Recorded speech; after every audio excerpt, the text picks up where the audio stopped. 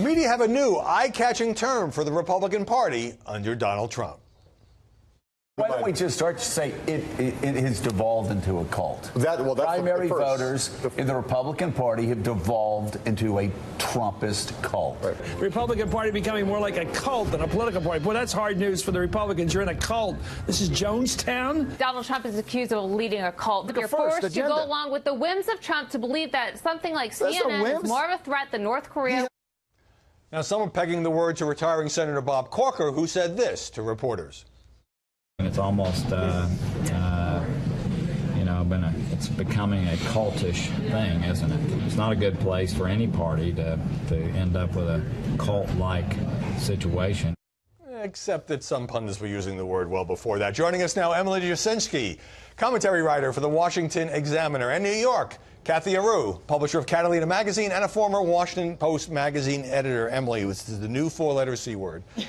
Many in the media adopting this label that the Republican Party is, in fact, some kind of Trumpian cult. What does that tell you about the journalistic mindset? Well, I think there's some glee that Bob Corker gave them the language, that this language is out there and it exists. And I think that there is a need for some perspective, and that, do I believe there's a little bit too much deference to the president? Absolutely. But a lot of this started with the Mark Sanford results in the election. He got 46% of the vote in a state that President Trump is pretty popular in a Republican primary. So I think it's too early to say that there's some sort of cult around Donald Trump. I think it's short-sighted. And so I think it's interesting that the media is so excited to latch onto this. And Kathy, the Washington Post op-ed page uses it today. But even well before Corker, I did a little Google search. New York Times editorial last week, the cult of Trump. Axios in February, the cult of Trump. National Journal last year, Trump's cult overwhelms the GOP. Your thoughts on that word?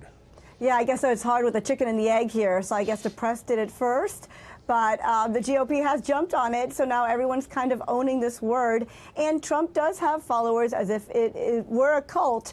But journalists, right-leaning journalist George Will was talking to Bill Maher about this, and he was describing it as maybe not so much of a cult as a culture of fear. So it's interesting that now journalists have taken the word cult, and now they're dissecting it and analyzing it and take it to the next level. Right. Is it really a cult? Now what is it? So we might have a brand new word. We're moving away from the C word and moving to another word. So I think journalists are taking it to the next level. Yeah, you know, Emily, I don't have any problem with the underlying analysis that most in the GOP now blindly follow this president either because they agree with him or because they fear him or fear losing their jobs or they flip-flopped on certain, hot-button issues.